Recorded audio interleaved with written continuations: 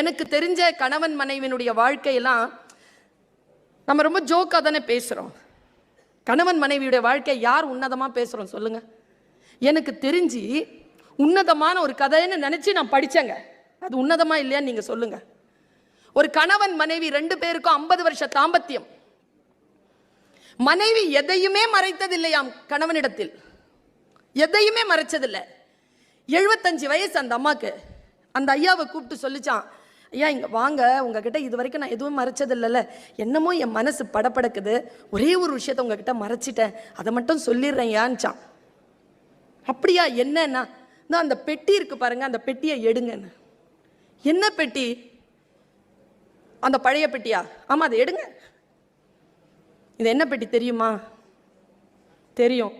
நீ கல்யாணமான புதுசில் உன் பாட்டி கொடுத்தான்னு எடுத்துட்டு வந்து வச்சு அந்த பெட்டி தானே? ஆமாம். நான் ஒரு வார்த்தை சொன்னேன், இதில் என்ன இருக்குன்னு என் வாழ்க்கை முழுக்க நீங்கள் கேட்கக்கூடாது, இதில் என்ன இருக்குன்னு கேட்டிங்கன்னா நான் செத்துருவேன்னு சொன்னேன். ஆமாம் சொன்னேன். நான் கேட்டது இல்லையே. அதுக்கு ரொம்ப நன்றி. நீங்கள் அதை திறந்து பார்த்ததே இல்லை இந்த 50 வருஷத்தில். எனக்கு தெரியும், நான் குறி வச்சிருப்பேன் அதில்.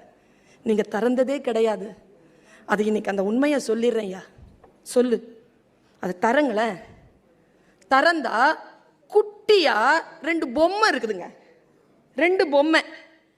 அந்த ஆள் கேட்டாராம், என்னம்மா இது பொம்மை?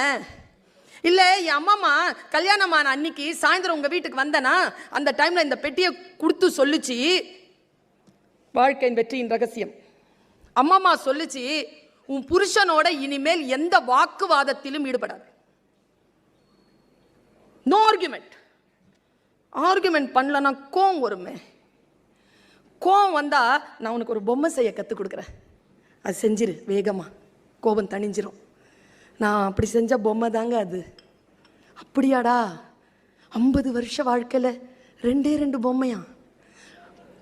இதே மாதிரி அவன் அந்த ஆளும் கைத்தட்டி சிரிச்சான்.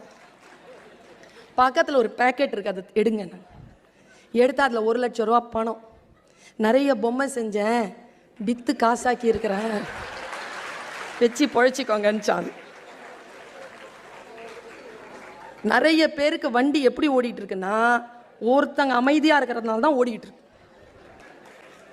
ஒருத்தங்க அமைதியாக இருக்கணும். நீங்கள் நினச்சி பாருங்களேன், தன்னை தான் பார்க்க வராருன்னு சொல்லிட்டு சந்தோஷமாக ட்ரெயின்